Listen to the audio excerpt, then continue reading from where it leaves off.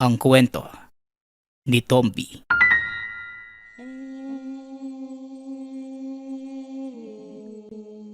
Ang kwentong ito ay hango sa totoong buhay. Mula ito sa isa nating tagapakinig. Karanasan ito ni Rino. Walang eksaktong taon. Probinsya ng Antique. Kabilang ang pamilya ni Rino sa maituturing na mayaman sa lugar. Meron itong malaking rancho. Nag-aalaga ng iba't ibang hayop pang negosyo. Katulad ng baboy, manok, baka, kalabaw, maging mga kabayo. Meron din itong taniman ng iba't ibang prutas at malawak na mga bakanteng lote na hekta-hektarya ang laki. Iilan sa mga ito ay pinapaupahan sa mga naglalakihang negosyante. Habang ang iba naman, hinayaang sakupin ng mga puno't ligaw na halaman. Mas gusto ng binata na makitang lumalago ang kagubatan. Nag-aalala ito dahil sa patuloy na pagkasira ng kabundukan at pagkaubos ng mga puno sa lugar. Dahil sa walang tigil na pagtotroso at iba pang aktibidad. Isa sa pinakapaboritong gawin ng binata ang maglibot sa buong lugar gamit ang paboritong kabayo na pinangalanan niyang Kidlat. Kung minsan nagtataka ang kapatid sa biglaan nitong pagkawala. Ngunit paglipas lamang ng ilang sandali, nakikita naman ito ang kapatid. Sakay-sakay ng paboritong kabayo. Payapa ang buhay noong una. Pag-aasikaso sa mga pananim at mga alagang hayop lamang ang inaatupag. Subalit magmula noong dumating ang isang mayamang negosyante sa lugar, nagsimula na ang kalbaryo ni Rino. Kung hindi kilala si Senyor Mendez, masasabi talagang mabait, maawain at matulungin sa kapwa. Pero ang mga taong nakapaligid sa kanya, itinuturing siyang demonyo na napadpad sa lupa. Sa umaga, nakangiti lamang ito at magaan ang pakikitungo sa lahat. Lalo na kapag nakikipaghalubilo sa mga magsasaka. Ngunit pagsapit ng gabi, nagpapalit ito ng ugali at anyo para maghasik ng lagim. Ngunit sa lahat ng taong naroon, si Rino ang binabalik-balikan niya na para bang suki sa pakyawan ng tuba. Rino, gumising ka dyan. May bisitang dumating eh. Ikaw ang hinahanap. Bumangon ka na. Harapin mo na, dali. Wika ng ating si Kara. Naalimpungatan si Rino ng gisingin ng kapatid. Kahit inaantok pa ay napilitang bumangon dahil may halong takot sa boses nito. Hindi na rin nagtaka kung ano ang nangyayari nang makaharap si Senyor Mendez. Di na ako umiinom ng tubay. Matagal na akong tumigil sa pag-inom nun. Kung gusto mo, doon ka na lang sa ibang kabahayan. Wika ni Rino sa matanda, maging sa mga kasamahan nito. Aba, kumakabati naman parang ang bastos pakinggan na. Wala man lang bang magandang umaga dyan? Huwag kang mag-alala. Hindi ako nandito para makipag-away. Babahagian lang sana kita ng biyaya. Naging sagana ang tubahan ko, kaya naglilibot sa mga bahay-bahay para mamahagi. Syempre, hindi pwedeng kaligtaan ng isang Rino. Wika ni Senyor Mendez.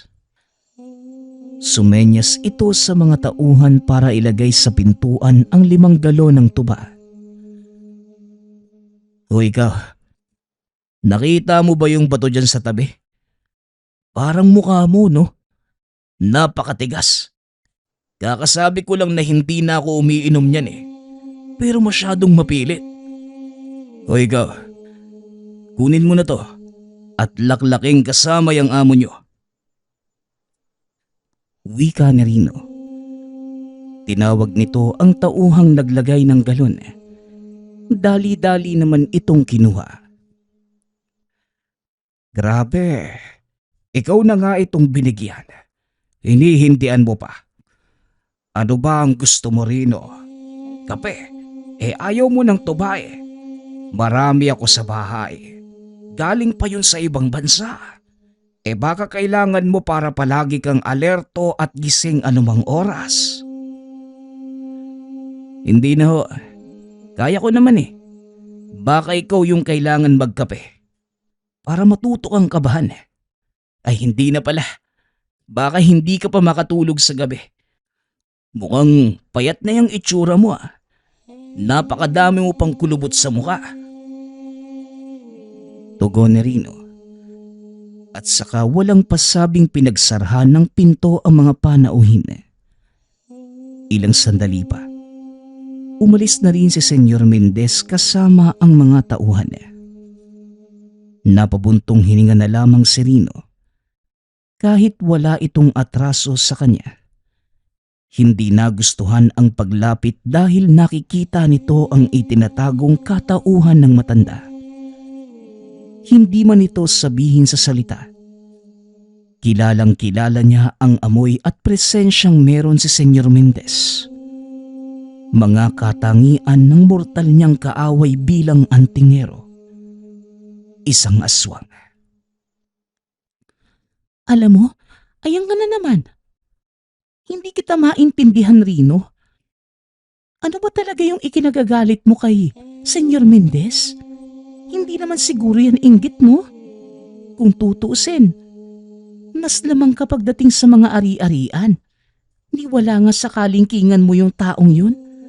Kaya ano nga ba at bakit ganyan yung pakikitungo mo sa kanya? Tanong ni Kara. Ate, mas mabuti pang magtimpla ka ng kape dyan. Tapos pahingi na rin ng tinapay. Palamanan mo ng hinog na mangga. Saglit lang kaming nagkaharap ng Senyor Mendez na yun. Pero kumalam kagad yung sikmura ko. Buti hindi ako nasuka sa harapan niya.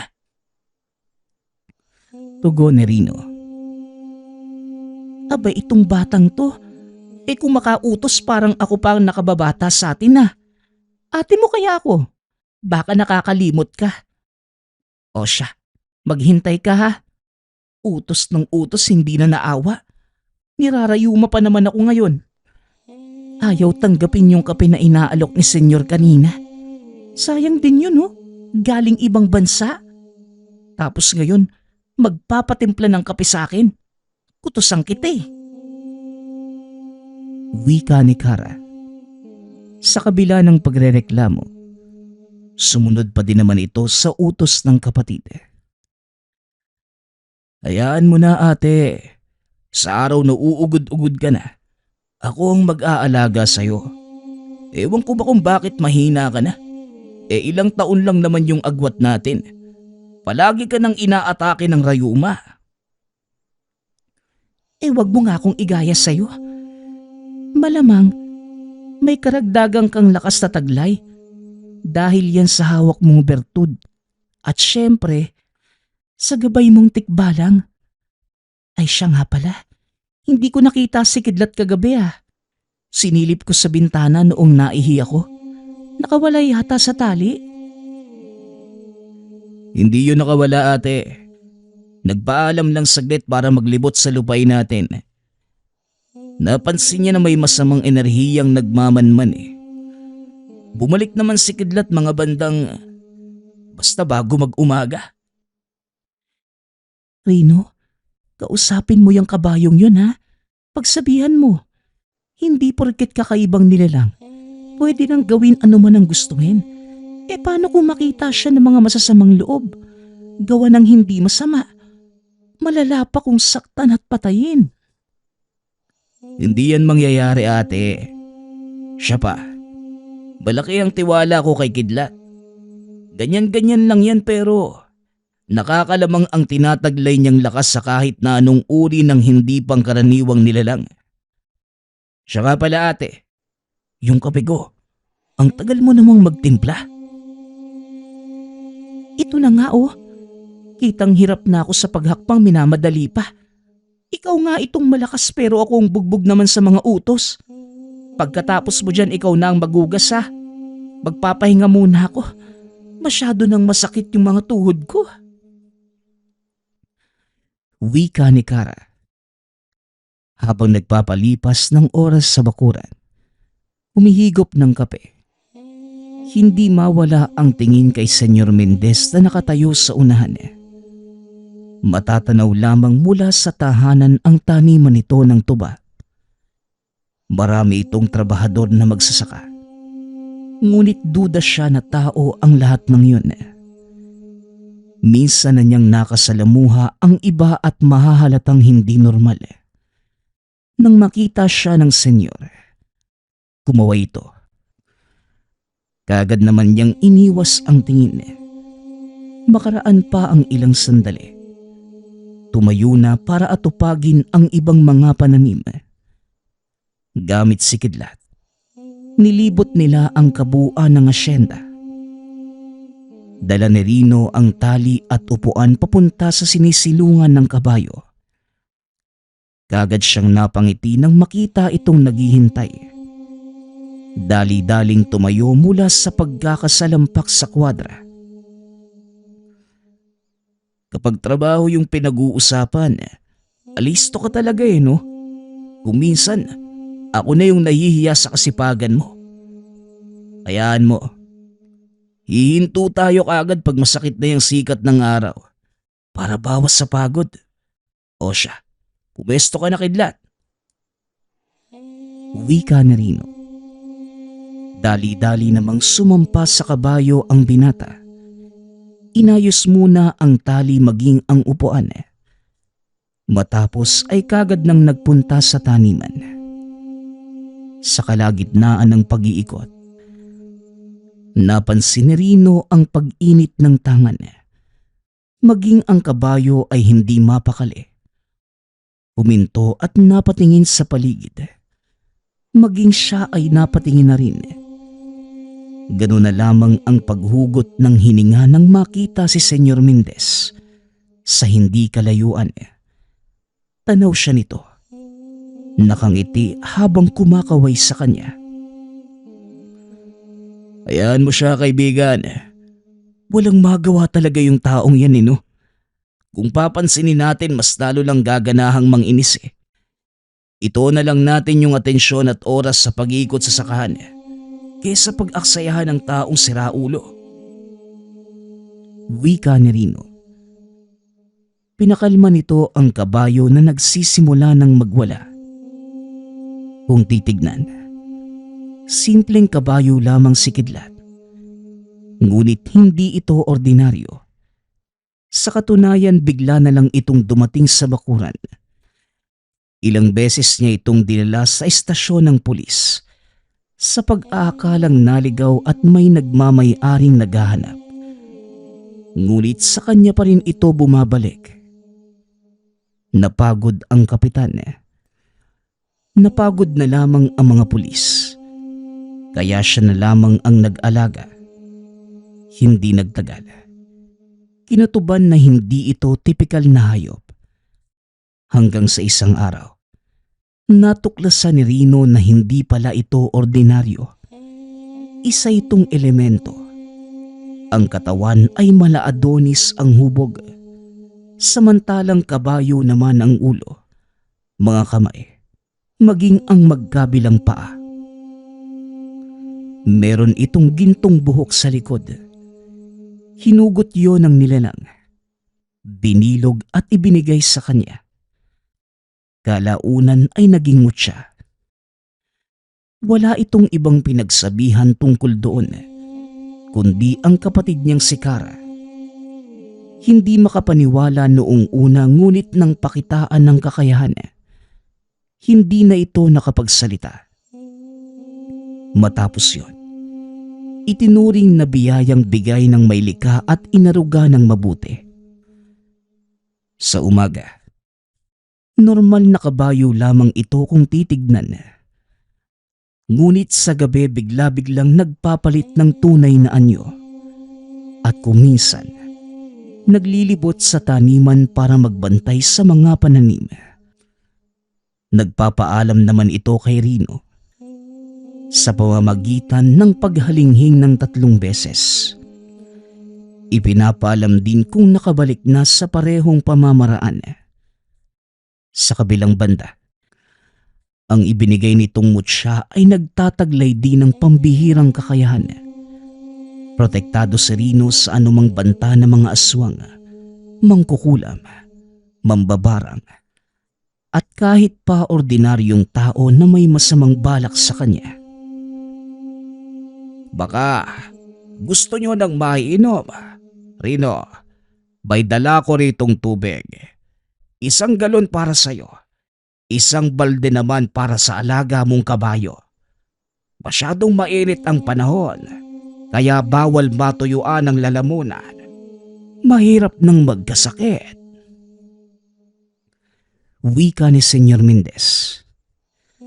Natigilan si Rino sa ginagawa nang biglang magsalita ang matanda. Humalinghing ng malakas ang kabayo habang masamang nakatitig sa matanda. Alam nito ang tunay na katauhan ng senyora.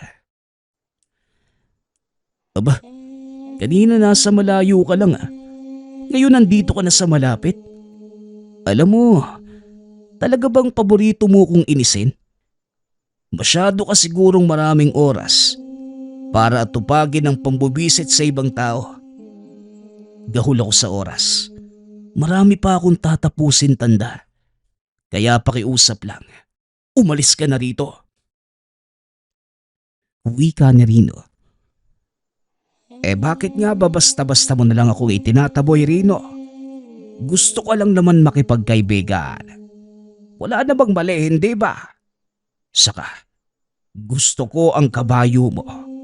Kakaiba ang presensyang pinaparamdam. Anong klase ba yan? Huwag kang magkakamaling hawakan ng alaga ko. Kung ayaw mong ibaon kita sa mismong kinatatayuan mo, umalis ka na. Pagpigil ni Rino sa tangkang paghawak ni Senyor Mendez sa kabayo. Ikaw naman, masyado kang galit kagad. Alam mo, dapat makipagsabayan ka na lang sa akin. Pareho naman tayo. May mga ari-arian, may pananim, may hekta-hektaryang lupain. Malakas din ang bentahan mo ng niyog, kagaya nung kung gaano kalakas ang bentahan ng tobacco. Patas lang naman tayo sa estado ng pamumuhay. Kaya ano pa ba ang inaarte-arte mo? Hinayo pa kang matanda kay no. Huwag mo kong itulad sa'yo. Malaki yung kaibahan natin. Ako tao ako at isa ka namang halimaw. Dito pa lang kasing taas na ng langit yung agwat natin Isa pa, hindi ko hihilingin kailanman na magkaroon ng kaibigang aswang. Ayaw ko ngang mahawaan ng lagnat Lahi mo pa kaya? Wika ni Rino. Malalim ang paghugot ng hininga ni Senyor Mendez. Mararamdaman rin ang tensyon sa pagitan nilang dalawa.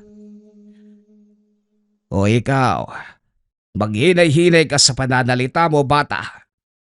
Nababahala ako na kapag hindi kita natansya, baka mapuruhan kita. Hindi lang ikaw ang may alam. Ako rin. Sa tingin mo ba hindi ko napapansin na may tinatangan kang mutya? Pati itong kabayo mo. Hindi ordinaryo. Wika ni Senyor Mendez. Nagulat si Rino sa sinabi nito. Napapaisip kung paano nalaman ang tungkol sa tangan at sa alagang tikbalang. Sa pagkakatanda niya, sila lamang magkakapatid ang nakakaalam.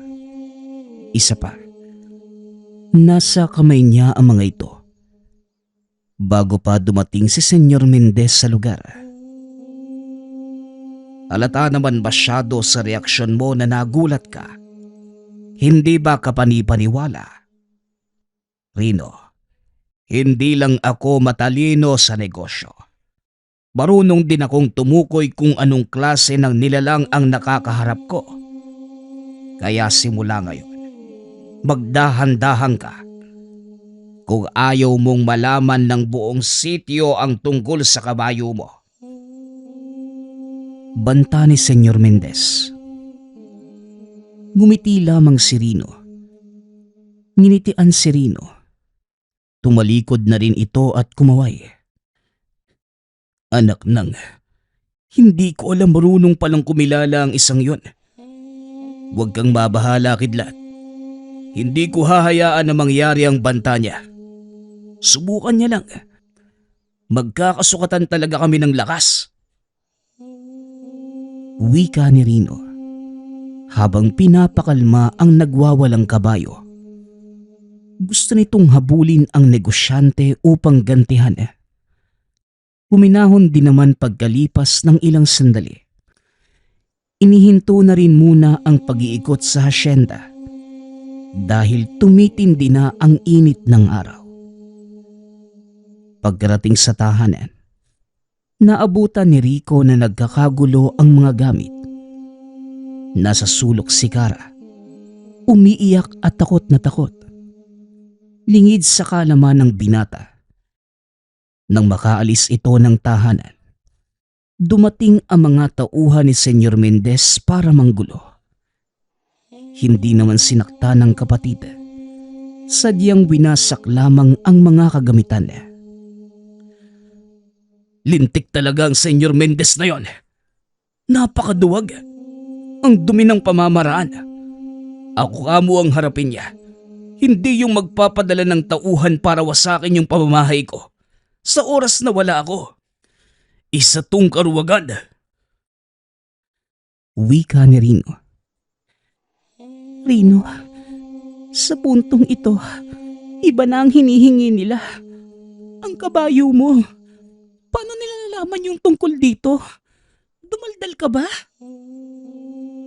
Tanong ni Ate Kara. Hindi ko magagawang ipagsabi yun, ate. Bakit ko namang gagawin yun? Si Senyor Mendez, alam niya ang tungkol sa kabayo pati sa tangan kong mutya. Hindi ko alam kung ano yung binabalak ng isang yun. Pero wala siyang karapatan na kunin ang bagay na hindi sa kanya. Magkakamatayan muna kami. Anong iniisip mo, Rino?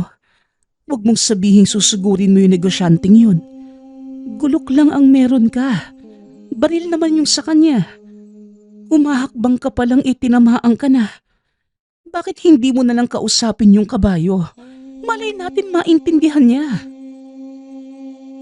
Kara, nadinig mo ako, di ba? Magkakamatayan muna kami ng Senyor Mendez na yon. Hindi ko ibibigay ang kabayo ko o ang tangan ko. Ako mismo ang pinagkatiwalaan ng elemento at hindi ko siya pwedeng biguin. Wika ni Rino. Lumabas muli ito ng tahanan. Pinuntahan ang pinagtalian sa kabayo. Kinausap niya ito. Pinaalam ang balak ni Senyor Mendez. Tahimik lamang ang kabayo. Nakikinig sa bawat salita. Hinahagod-hagod pa ni Rino ang ulo habang sinusubuan ng dayami. Pagsapit ng dilim, hindi pa rin maiwan-iwan sa labas ang kabayo. Binantayan ito hanggang sa mapansin ang presensya ng aswang sa paligid. Malakas ang hampas ng hangin. Umahalo rito ang nakakasulasok na amoy ng nilalang. Ilang sandali pa, 3 anino ang makikita sa unahan. Kahit hindi pa malinaw na nakikita ang itsura ng mga ito, malakas na ang bantang hatid para sa kanya. Sabay namang napatayo si Rino at ang kabayo. Dali-daling hinugot ang itak at binalaan si Kara. na wag lalabas ng tahanan. Isinarang mabuti ang mga bintana at pinto. Ilang sandali pa ang lumipas. Nagsimula na ang labanan laban sa mga aswang. Nauna nang sumugod si Rino. Sinalubong ang nilalang na umatake. Dali-daling natamaan. Bumagsak matapos tumagos ang itak sa lalamunan. Sinugod ang isa pang umatake sa likuran. Nakalmot ang binata ngunit humandusay lamang din ng matagas sa muka. Sinundan ng pagtarak ng patalim sa dibdib. May hinang nilalang.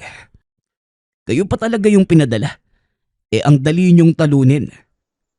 Ikaw na natira. Malakas ka ba? Humanda ka dahil ang kabayo ko mismo ang wawasak sa bungo mo. Wika ni Rino. Unti-unting nagpalit ng anyo ang kabayo. Tumindig ito at naging ganap na tikbalang. Napatingala na lamang ang natirang aswang. Hindi nakakilos sa kinatatayuan. Oh, wala pa nga, natatakot ka naman kaagad. Huwag kang mag-alala. Bibigyan ka na magandang laban ng kabayo ko.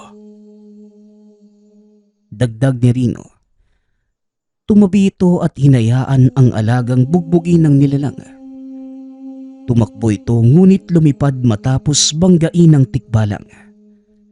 Sinalo at saka binagsak sa lupa. Dinig na dinig ang malalakas na daing ng aswang. Ngunit hindi pa dito nagtatapos ang labanan. Iniangat at pinaglaruan sa pamamagitan ng paulit-ulit na pagsuntok. Bawat pagbagsak, madidinig ang pagkabali ng buto ng nilalang. At sa huli, tinapos ang buhay sa pag-apak ng ulo.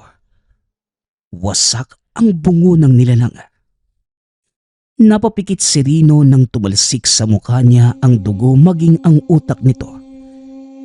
Dali-daling pinunasan dahil sa lansa ng amoy. Tama na yang kidlat. Pwede ka nang bumalik sa anyo mo bago pa may makakitang ibang tao. Diyos ko naman, nilakasan mo pa talaga. Tumalsik tuloy sa akin yung dugo. Nakakadiri. Wika ni Rino. Muling naging seryoso nang mapatingin sa nakahandusay na mga bangkay. Namomroblema kung ano ang gagawin. Sa katunayan, ito pa lamang ang unang beses na nakapuksa ng aswang. Ngayon pa lamang may naglakas loob na sumalakay. Noon ay hanggang pagpaparamdam lamang at nawawala ring kagad. Tangka na sanang liligpitin ni Rino ang mga katawan. Nang makita pa ang isa sa bandang unahan. Nasaan yung tao ito at nakilala? Isa sa mga tauhan ni Senyor Mendez. Tatawagin pa sana kaso nga lang, dali-dali itong kumaripas ng takbo. Aba, mahusay din yung isang yun . Hinintay muna yung mangyayari sa mga kasama niya at nang malapit na sa kanya yung kamatayan, tsaka napiling tumakbo. Mabuti na rin na hindi nakisali sa gulo. Dahil nalaman natin kung kaninong ulupong ang mga ito. Ikaw pa lang may pakana ng lahat, Senyor Mendez. Wika ni Rino. Kinuha nito ang paragos o yung madalas na hinihila ng mga kalabaw. Matapos isinakay ang mga katawan, ikinabit sa kabayo. Binaybay ang daan papunta sa tahanan ni Senyor Mendez. Hindi na ito lumapit sa bakuran. Doon lamang sa kalapit na lupain, itinambak ang mga bangkay, tinabunan ng mga dahon at saka umalis. Tignan na lang natin kung hindi ka magulat pagkagising mo. Hayop ka, binigyan mo pa ako ng trabaho. Wika ni Rino. Hindi na nagtagal sa lugar. Umuwi na rin sa tahanan pagkatapos. Kinabukasan, Hindi pa sumisikat ang araw, sumugod na si Senyor Mendez kasama ang iilan sa mga tauhan. Narinig pa lamang ang boses, nawala na ng ganang humarap si Rino. Kung hindi lamang iniisip ang natatakot na kapatid, hahayaan niya lamang ang mga ito. Ano ba yan? Inunahan niyo pa sa pagtilaok yung manok. Ano ba yung sadya niyo ng ganito kaaga? Naglalako ba kayo ng kakanin? Hindi ako bibili kung ganun. Wika ni Rino. Marahibig ka, Rino. Hindi bagay sa'yo ang magbiro. Hindi nakakatawa. Nagpadala ko ng mga tauhan dahil may gusto kong ipakuha. Pero binalik mo sila na bangkay na lang. Sinasagad mo ang galit ko, bata! Tugon ng senyor.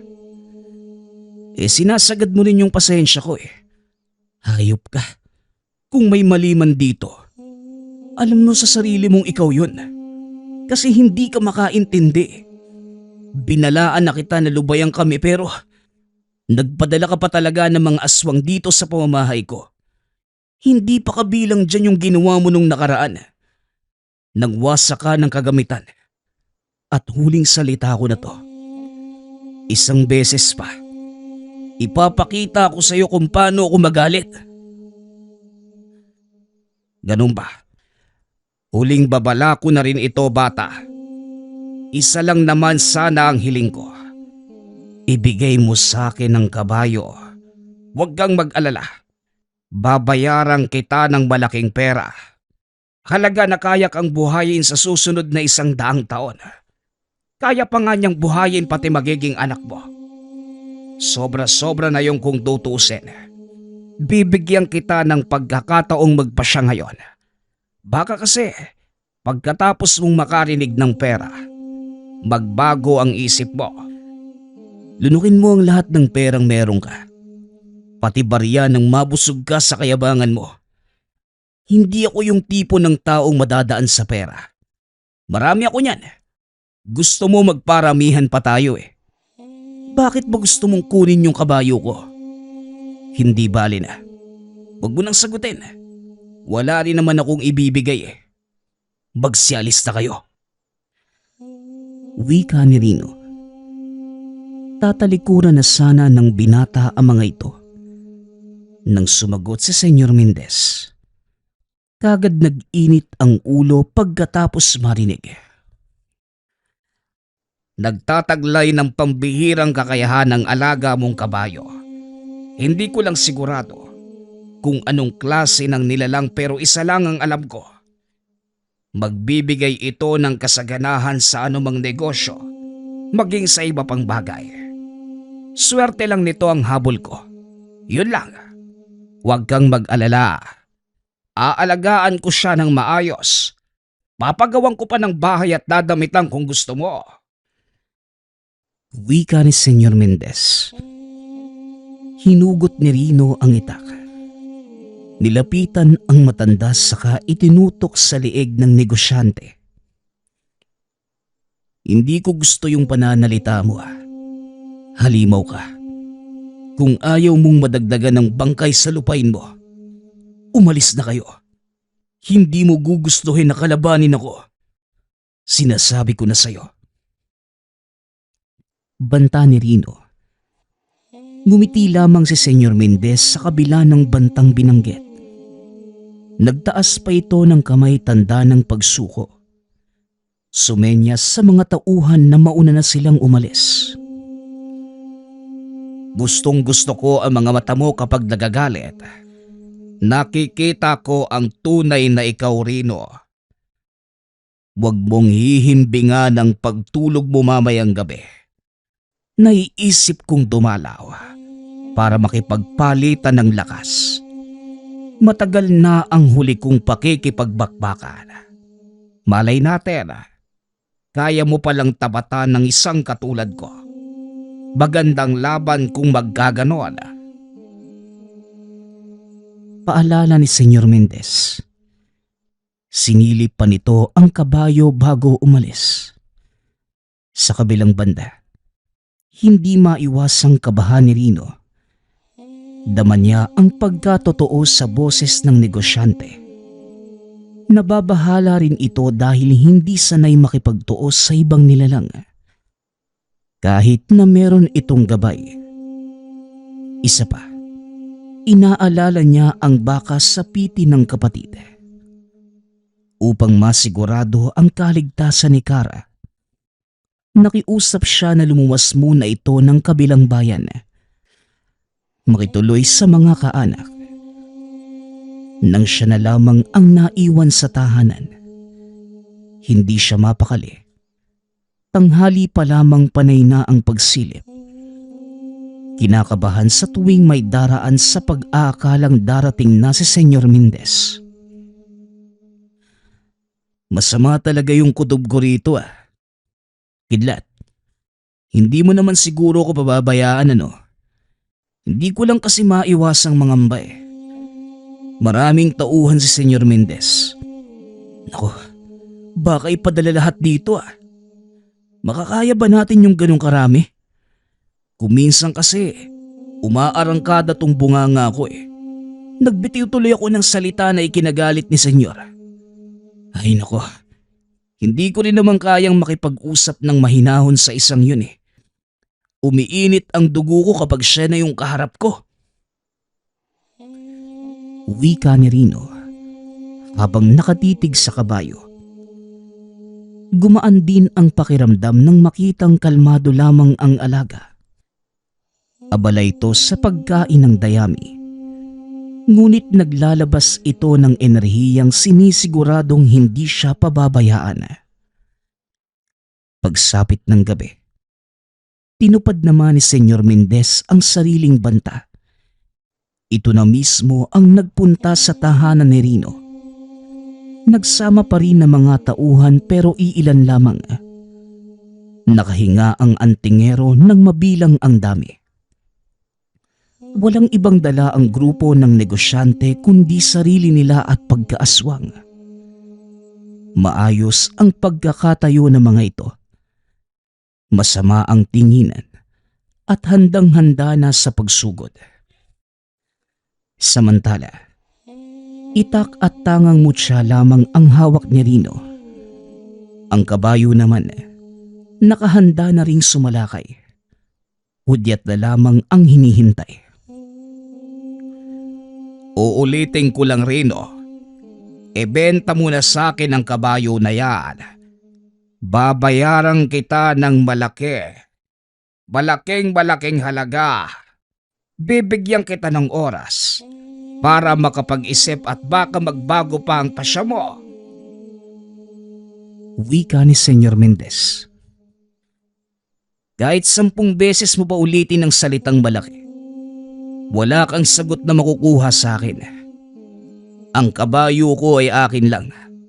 Ayaw kong may makihati lalo na sa isang aswang. Teka nga, hindi ba nandito ka para makipagpalitan ng lakas?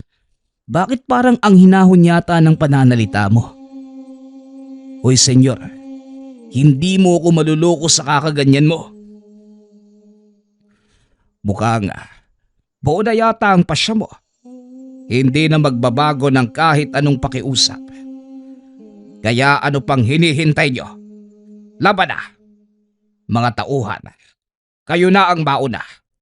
Gusto kong manood kung paano siya makipaglaban. Mga bata, siguraduhin mababalian ng buto ang isang yan para kaunti na lang ang tatrabahuhin ko mamaya. Sugod na. Hudyat ni Senyor Mendez. Kagad namang nagpalit ng anyo ang mga tauhan. Sabay na sumugod. Nakatuon ang mahabang kuko kay Rino. Alisto naman ito. Dali-daling inilagan ang mga pag-atake. Mabilis itong kumilos. Ngunit kayang sabayan ng galaw. Naiinis lamang ang antingero dahil walang tigil sa pangangalmot. Nangangagat pa ang isa ng makatsyempo sa likuran.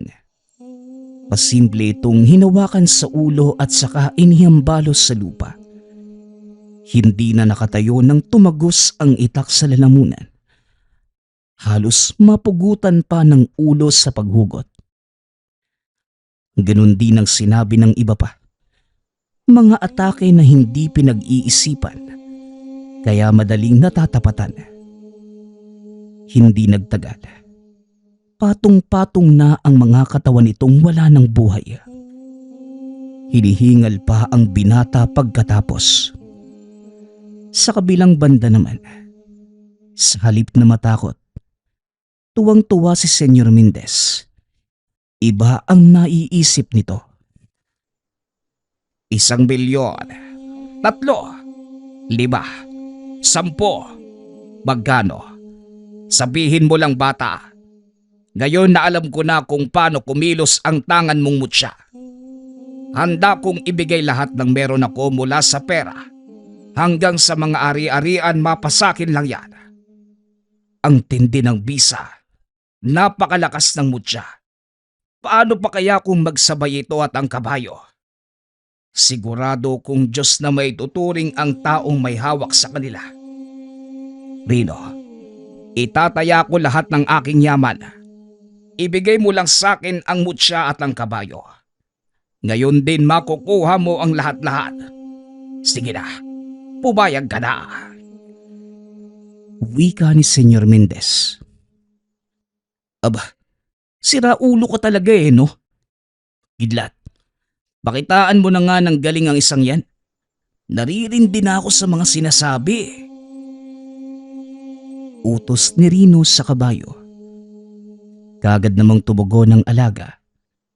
Matapos makapagpalit ng anyo, dali-daling sinugod si Senyor Mendez. Hindi naman makakilos ang matanda dahil namamangha sa pagpapalit anyo nito.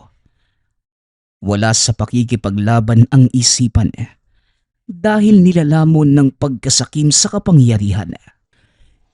Hinawakan ng tikbalang sa ulo ang negosyante. Paulit-ulit na inuuntog sa lupa. Pagkatapos ay inihagis sa ere. Dito natauhan si Senyor Mendez sa nangyayari. Nagpalit ng anyo bilang aswang.